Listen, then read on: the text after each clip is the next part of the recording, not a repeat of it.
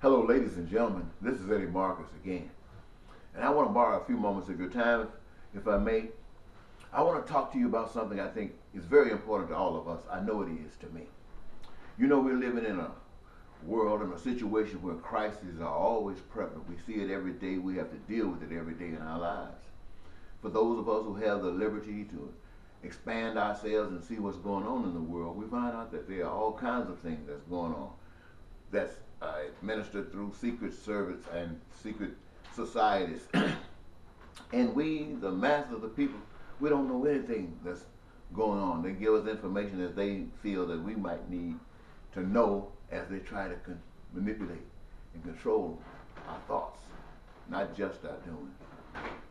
But they even talk about Agenda 21, and some of you are familiar with that, but most of you, I'm sure, have never heard of something. It has to do with killing people, getting people off the earth. And that's putting it to you bluntly.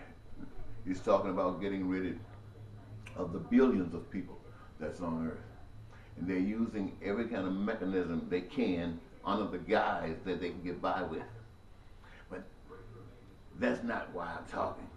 Here's the other point that's more important to me, and I hope to you, is that while they're doing this, they think perhaps that we're basically sitting around doing nothing, ignorant to the facts of life, or that if we are taking any efforts, they are the ones in the center of our being, manipulating through perhaps the processes that they have determined will be essential for anything to succeed, and that's money, and they got that.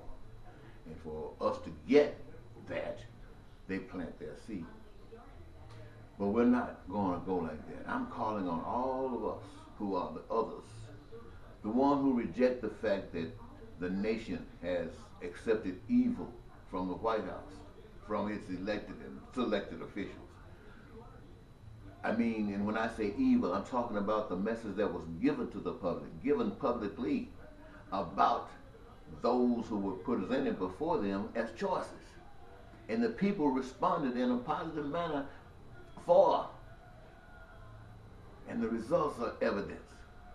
But now, we are going to employ the different principle.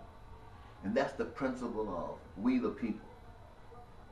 We the people. We're going to do something that has never been done before in our lifetime, and perhaps in many lifetimes. We're going to unify ourselves.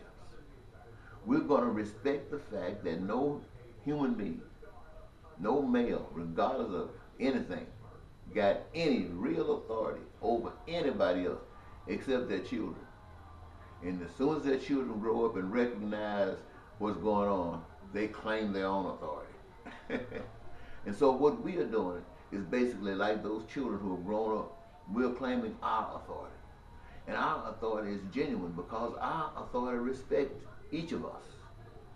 And let us direct our focus on making sure, you've heard me say it 1,000 times, one more won't hurt, that we protect the interests that are common amongst us.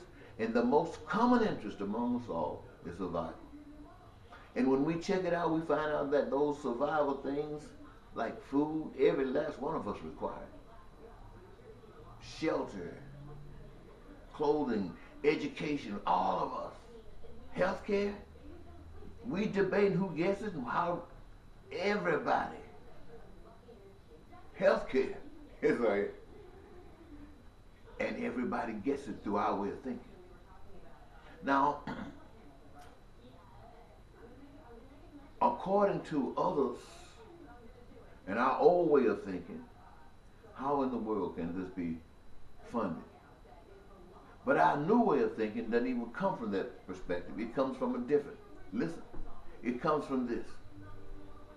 The materials that are used in processing the goods and services that we the people have determined are essential for the fulfillment of these survival issues. They are given by a spirit unknown to us, except the fact that it happens and we call it God. I call it God. It wasn't me, and it wasn't you. just so we'll know it wasn't us. And since the ability to create these goods, the ability to energize these services comes from we, the people. And because some of us love different parts of this, we are open to engage ourselves in these positions. Oh my God, I didn't mean to talk this long. My God, darn. Let me stop this. I talked too long because I want to patch this into the last 4 minutes that I got on my video. Well, I'll just let this keep on rolling. And when I have to stop it on there, I'll just stop it on there. But what I'm basically saying, ladies and gentlemen, is that you and I, let us project to create heaven on earth. Why not? Why not? I mean, just think about it. Why not?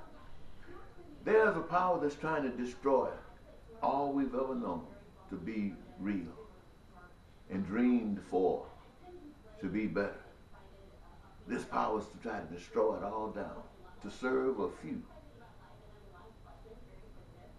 And we are supposed to do like what the Jews did, if it's true, march right on to these chambers,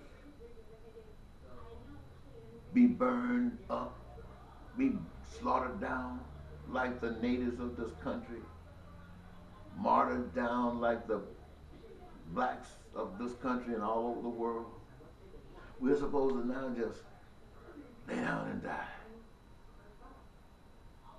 Well, we do that when we don't have anything to live for. But now I'm trying to say, ladies and gentlemen, we got something to live for. Let us march according to that which is real for all of us. Forget that what these people are talking about. Forget it. In fact, they can't do anything without us anyway. They've never been able to do a darn thing without us. Now we are refocusing our own sovereignty and energize it to project something that's much more beautiful than any of that stuff, because it serves we the people and not secret societies championing themselves through us like they care about us. No, that game is over. So let us do this. While they are planning to destroy us, let us energize ourselves to not only survive this, but to lift us all up in such a way that, you know, your parents will be proud of you. Your children will be proud of you. And your God will be proud of you. What about it?